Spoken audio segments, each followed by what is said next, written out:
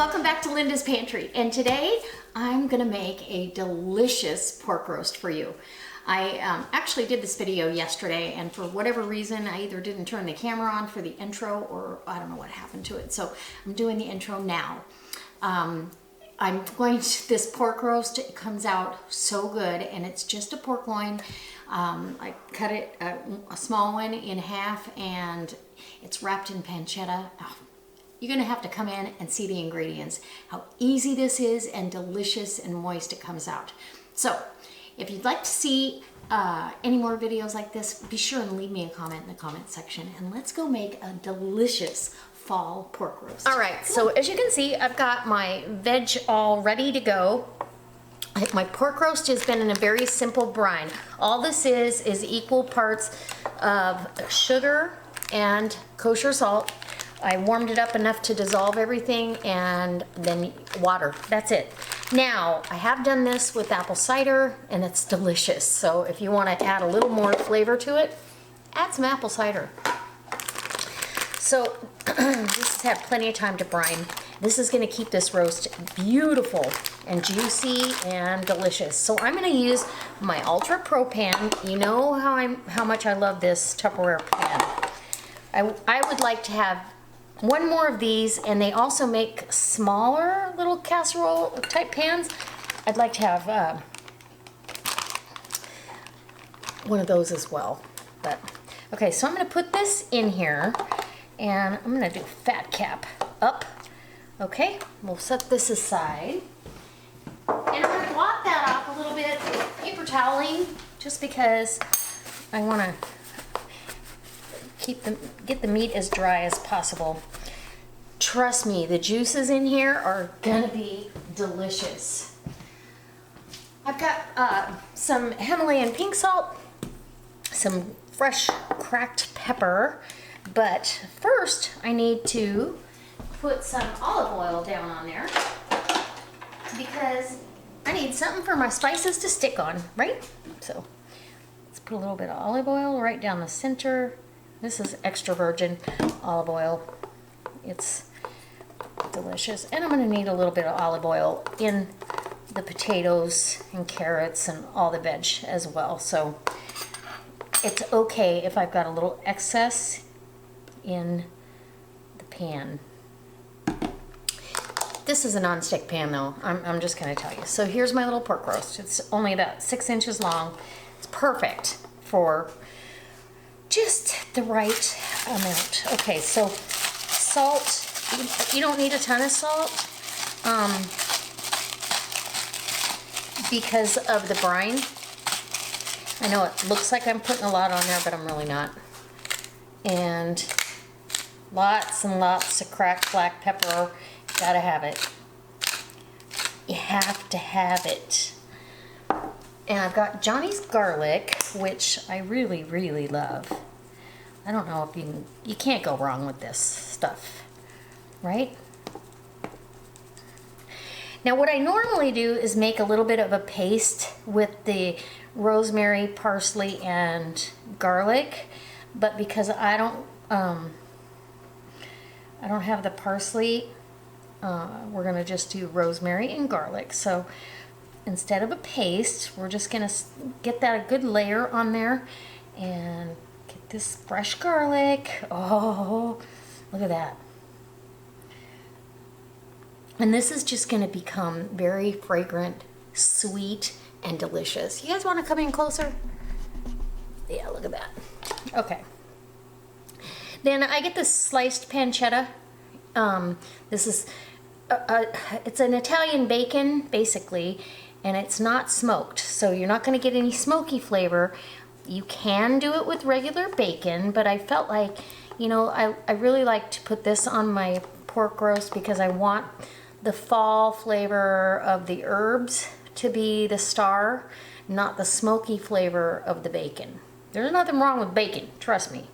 I am not opposed to bacon. So I'm gonna wrap one around the edge there, and this is gonna keep the moisture and the fat content perfect. If you've never done a pork roast like this, oh, you're missing out. I think years ago I watched Giada de Laurentiis do one similar to this, and I just kind of adapted my own to make it work and be delicious. And it is. This, you will not disappoint. This is company dinner party worthy, okay?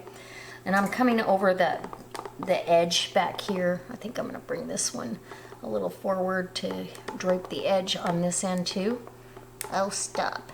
It's gonna be difficult because we have plenty of pancetta. So that was, I think, a 6-ounce package of sliced pancetta.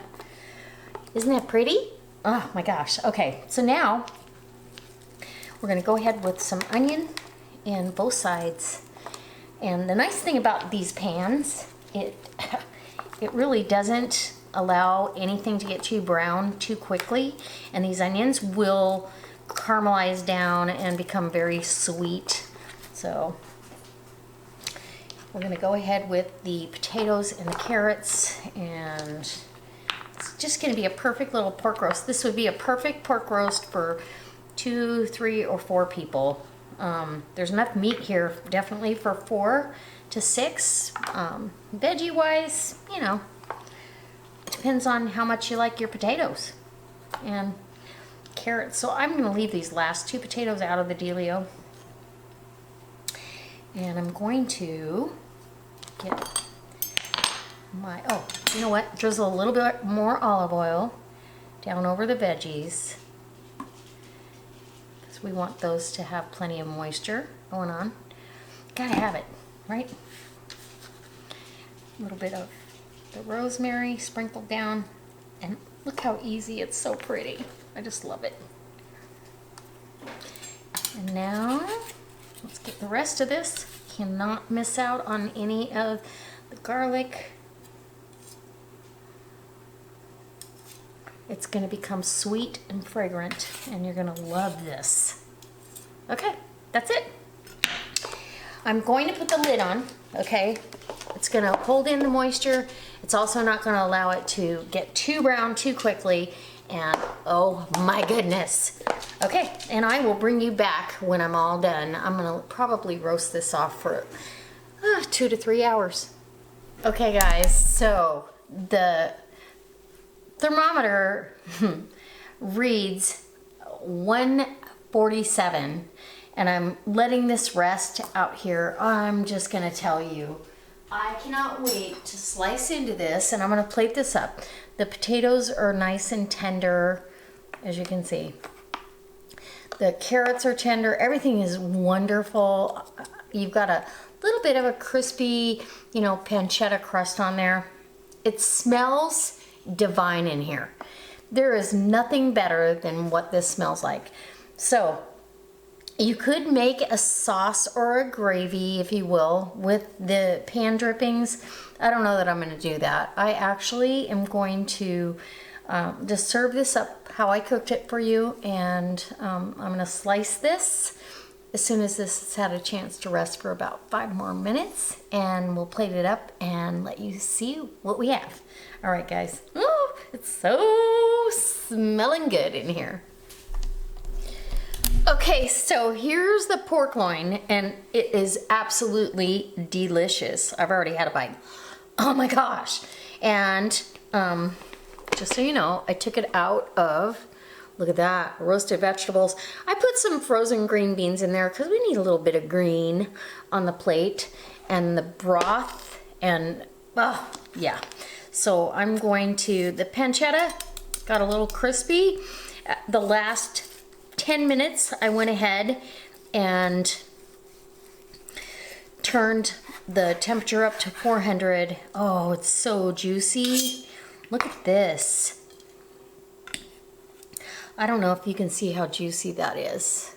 Can you see that? I don't know.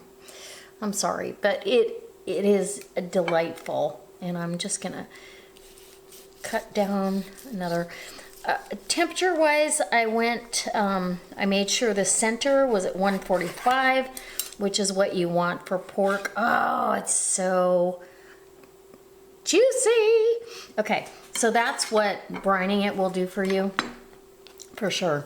Now I want to make sure I get some of the pancetta over here on the plate as well. Just because, hey, that's what made this delicious. Well, it helped hold the moisture in, even though that's not necessary for this recipe, but good gravy. You definitely want some of that. So let's put some green beans and potatoes and carrots down on our plate, and onion and garlic. And I'm not kidding you when I tell you the house has smelled insanely good. It's been just really hard to stay away from the stove and oven and not peeking. So I'm gonna go ahead and smash a couple of those potatoes. That's perfect for me. Just a couple of those potatoes, and there you go. We have a beautiful dinner ready and waiting for moi.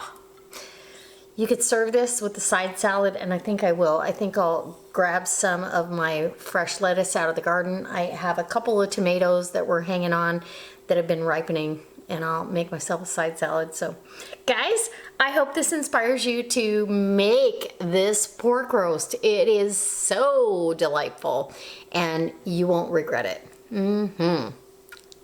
All right.